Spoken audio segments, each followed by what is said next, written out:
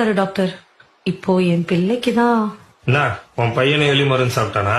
இல்ல டாக்டர், அவனுக்கு loose motion. இது யாருமா? என் மாமியார் டாக்டர். சரி, பேர சொல்லு. சுபா. சுபாவா? என்னம்மா பார்க்க ஆம்பளை பையனாட்டா இருக்கான், பொம்பளை பேரை வச்சிருக்க? என் பேரு டாக்டர். உன் பேரை யாருமா கேட்டா? உன் பையன் பேரை சொல்லு. சரவணன். வீட்டுல நாங்க செல்லமா சரண் சரண் தான் கூப்பிடுவோம். நீ எப்படியோ கூப்பிட்டு தொலை.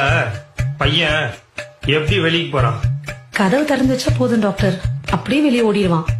அதனால நாங்க எப்பவுமே கதவை பூட்டியே வச்சிருப்போம். ஏமா நீ எப்பவுமே இப்படித்தானா? இல்ல டாக்டர், வீட்டுல நான் சுடிதார் நைட்டி எல்லாம் போடுவேன். வெளியே வந்திருக்கேன், அதனால புடவை கட்டியிருக்கேன். ஐயோ ராமா, உன் புருஷன் ஏன் விஷம் குடிச்சான்னு இப்பதாமா தெரியுது. பையன் சாப்பிட்டானா? இல்ல டாக்டர், அதுக்குள்ள அவன் கையை கழுவிட்டேன். இல்ல வாயில எடுத்து ஏதாவது வச்சிருப்பான். மா படுத்தாதம்மா, நானே டென்ஷன் ஆக கூடாதுன்னு பாத்துட்டு இருக்கேன். நீ போய் உன் புருஷன் வர சொல்லுமா. அவரு வெளியே போயிருக்காரு டாக்டர். ஏமா நான் சொல்றத கேட்டு கொஞ்சம் கரெக்டா சரியா சொல்றியா? சரி டாக்டர். பையன் வயிற்றுக்கு ஏதாவது சாப்பிட்டானா? இல்ல டாக்டர், பால் மட்டும் குடிச்சான். பாலை காய்ச்சி குடுத்தியா? தாய்ப்பால எப்படி டாக்டர் காய்ச்சி கொடுக்க முடியும்? மா பையனுக்கு 3 வயசு ஆகுது, இன்னுமா தாய்ப்பால் குடிக்கிறான்?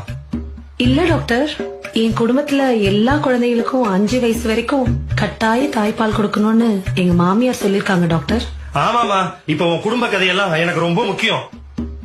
ஏமா பையன் ஏதாச்சும் சாப்பிட்டானா? பால் தவிர ஆவின் பால் மாதிரி ஏதாவது சாப்பிட்டானா? ஆவின் பால்லாம் இல்ல டாக்டர், நாங்க ஆரோக்கியம் தான் வாங்குவோம். என்னத்த வேணா வாங்கி சொல்லமா, அந்த கருமத்தை அவன் குடிச்சானா? இல்ல டாக்டர். மோஷனு தண்ணி மாதிரி போறானா? இல்ல டாக்டர், கொஞ்சம் சாம்பார் மாதிரி போறான். என்னது சாம்பார் மாதிரி போறானா? அதுல கொஞ்சம் சொத்தை போட்டு பிசைஞ்சு அவனுக்கு ஊட்டு.